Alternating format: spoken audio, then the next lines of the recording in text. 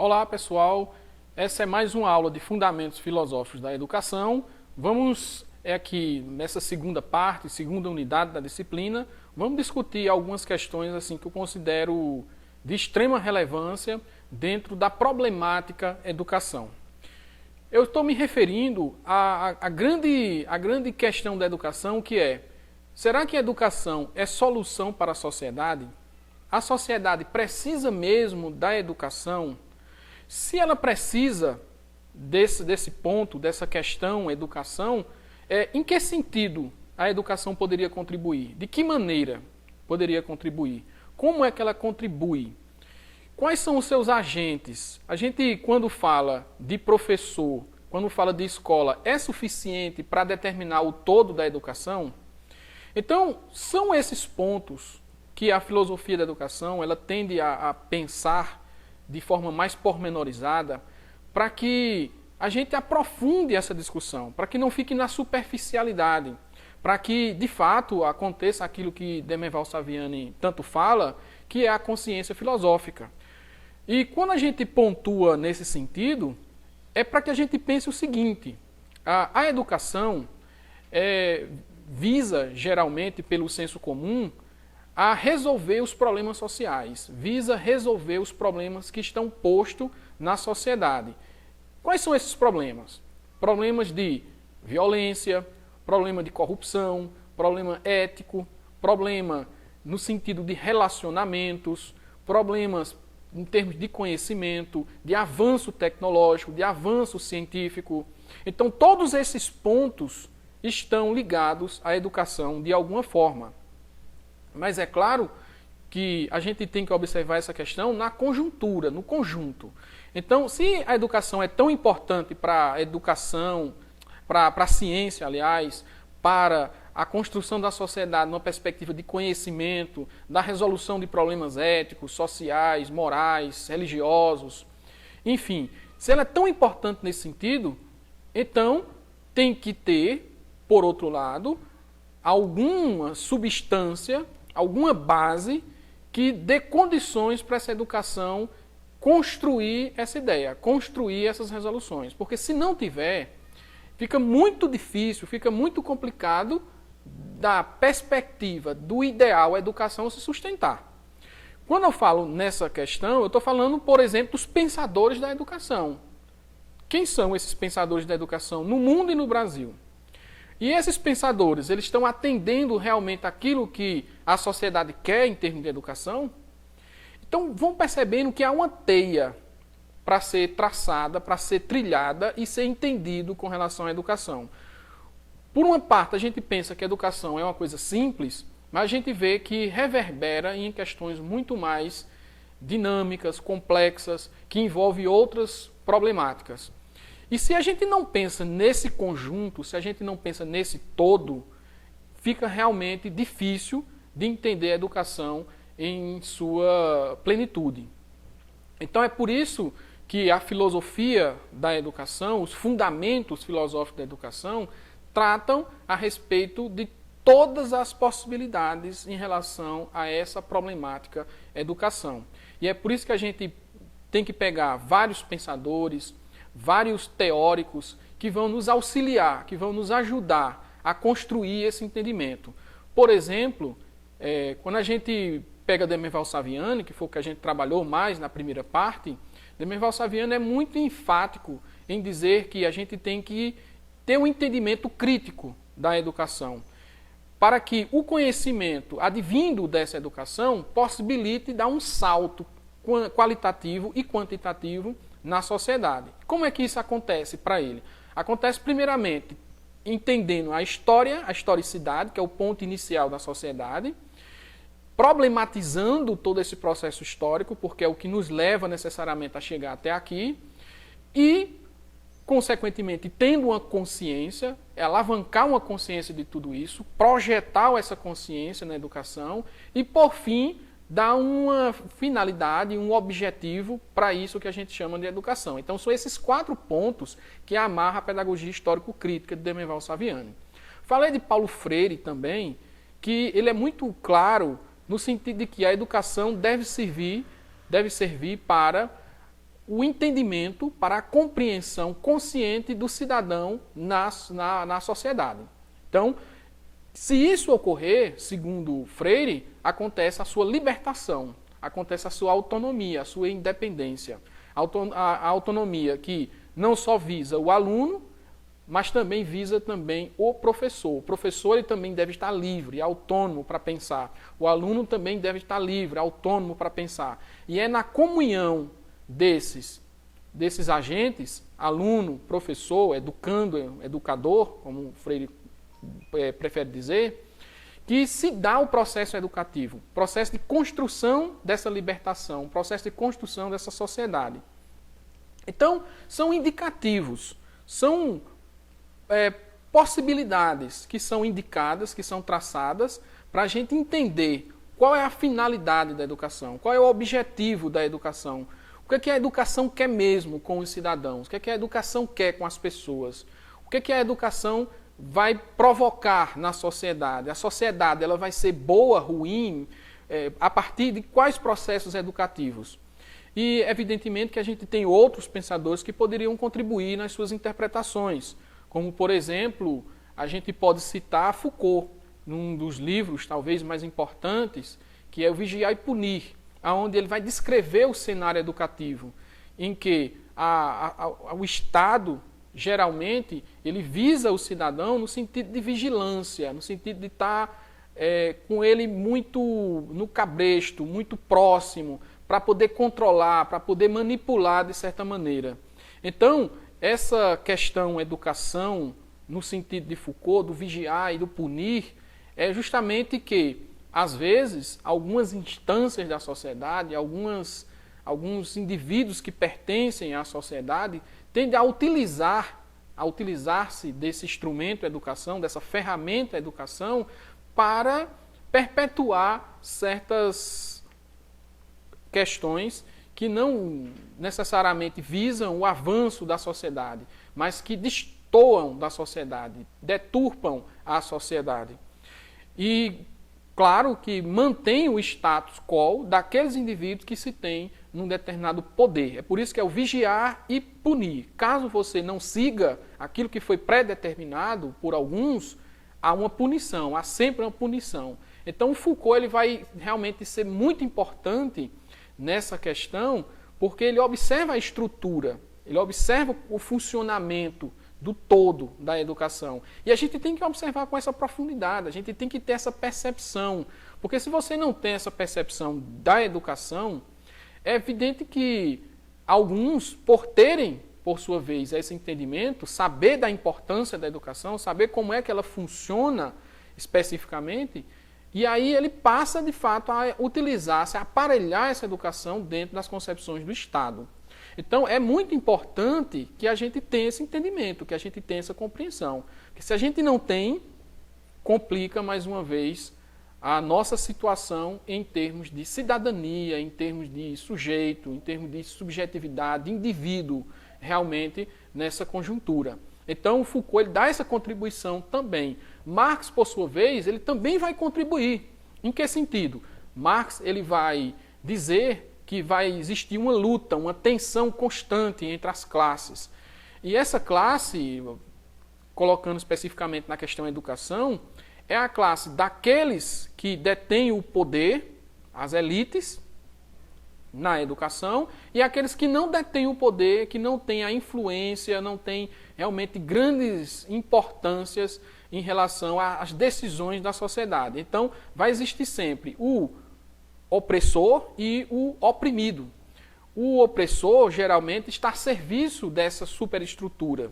E o oprimido, ele geralmente está na infraestrutura, em que ele é base e que ele não pode, de forma decisiva, por uma questão de poder da elite, transformar a condição social na qual ele vive, agindo sempre num processo de alienação. Esse processo de alienação é muito ruim, porque tanto o professor ele não passa a entender como é que isso se dá na educação e também o aluno não entende como é que essa opressão, essa manipulação por parte das elites influenciam também a educação. Então, tanto o professor quanto o aluno, segundo Marx, tem que ter uma consciência crítica para entender esse processo e ou amenizar ou acabar com os conflitos, aonde que essa ideia de classe, aqueles que estão por cima e aqueles que estão por baixo, não exista. Então, todos seriam iguais, iguais em direitos, iguais em harmonia, em acesso a oportunidades, a essa consciência, a um grau político de decisão. Então, Marx ele vai contribuir muito nessa linha. É uma linha filosófica profunda, em que denuncia exatamente as mazelas da sociedade, onde a gente percebe muito claramente isso de forma muito mais forte no sistema capitalista, aonde visa a individualidade de cada um, fazendo com que cada um busque por conta própria o seu sucesso. Aí com isso vai favorecer uma concorrência, uma disputa dentro desse sistema, e isso, claro, não favorece, em hipótese alguma, a questão de igualdade entre todos em uma sociedade. A única hipótese que se tem, que se coloca como lema, como defesa para o capitalismo nesse sentido, é que há igualdade de oportunidades para todos na sociedade capitalista. Mas, a rigor, quando a gente observa, pé da letra, percebe-se que isso não é verídico. Percebe que, na verdade, o que acontece é que quem tem o capital é quem pode jogar nesse jogo. Quem não tem, ele vai ser sempre o oprimido, aquele que é manipulado e aquele que é manejado para as convenções, para os desejos daqueles que realmente têm o capital. Então, já sai num pé de desigualdade, sempre. Então, é essa denúncia que Marx faz, claro que numa visão muito maior, uma visão realmente macro do sistema social como um todo, mas se trouxer para o sistema micro da educação, entre aspas, a gente compreende que isso acontece também na educação. A educação ela é constituída, ela é construída a partir dessas divisões, a partir desse acirramento, a partir dessas disputas, a partir de uma visão de mercado, de consumo, e aí sempre vai esbarrar numa problemática. Então, Marx, na sua filosofia da educação nesse sentido, ele é muito importante para a gente compreender. A gente pode citar também Nietzsche, quando ele vai fazer a denúncia de que a educação deve, em última instância, visar o sucesso último do ser humano. O homem tem que buscar, com todas as suas potências, com toda a sua força, com todo o seu desejo, aquilo que realmente lhe apetece em termos de sociedade. E qualquer fala, qualquer colocação que diga o contrário, diminua o seu desejo, diminua a sua potência, diminua a sua vontade, não corresponderá a esse super-homem, a esse indivíduo que busca sempre o sucesso, que busca sempre a vitória, que busca sempre algo maior e não algo menor. Ele está sempre com esse ânimo, sempre com essa vontade. Ou seja, ele não recua, jamais ele volta atrás. Ele sempre quer algo além de onde ele já está. Então é a educação para além daquilo em que ele já se encontra. Então Nietzsche ele contribui para que a gente observe essa fala, observe esse pensamento e pense assim, eu posso, eu tenho potência, eu posso chegar lá, eu posso superar, eu realmente sou esse super homem, super professor, super aluno, que pode, consequentemente, transformar a sociedade como um todo. Então, Nietzsche ele contribui bastante nesse sentido, porque ele dá um outro patamar da educação. Schopenhauer, que é outro filósofo moderno, alemão, também assim como Nietzsche, assim como Marx, ele vai contribuir também com outra perspectiva filosófica. Dizer que é a vontade essencial, existencial que eu tenho, que faz com que eu busque sempre o conhecimento, que eu busque sempre esse aprimoramento, que eu busque sempre o entendimento, o desvelamento dos ocultos.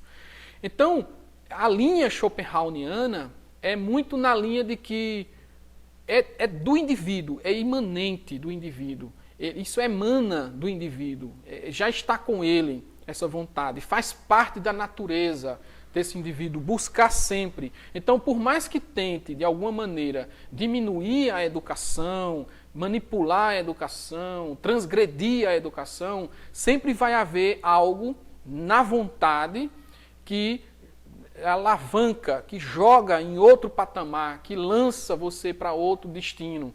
Então, o Schopenhauer ele é muito importante nessa perspectiva porque realmente ele contribui bastante para esse entendimento geral de uma educação que parte de dentro do indivíduo, do espírito do indivíduo. Um outro pensador que a gente pode estar citando para compreender bastante esse processo da educação é Descartes, René Descartes. Descartes, ele lá na Idade Moderna, no início da Idade Moderna, inclusive é considerado um dos pais da Idade Moderna, ele vai dizer que a educação, o conhecimento mais especificamente, que reverbera na educação, deve ter algo mais sistematizado, metódico, organizado, para que a partir dessa organização, a partir dessa sistematicidade, você venha a construir um entendimento de educação onde eu possa compreender e resolver os mecanismos do universo. E é a ciência que possibilitará isso. Então, a grande contribuição de Descartes nessa questão filosófica da educação é dizer que a base educativa é uma base científica, tem que ter uma base científica, porque eu tenho que ter segurança naquilo que eu digo, naquilo que eu apresento, naquilo que eu coloco como desvelamento, como descoberta.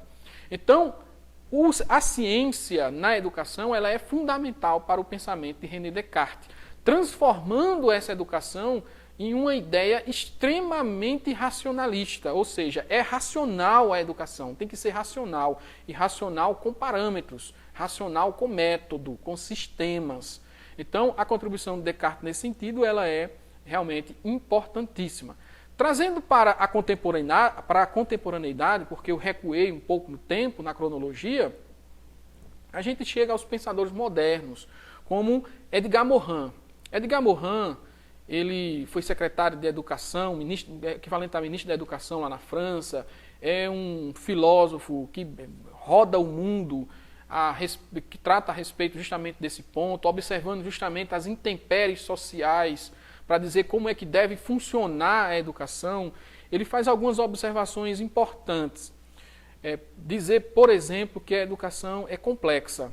E quando a gente iniciou esse curso, essa aula, dos fundamentos filosóficos da educação, a coisa que a gente mais falava é que a educação é complexa, ela não é simples.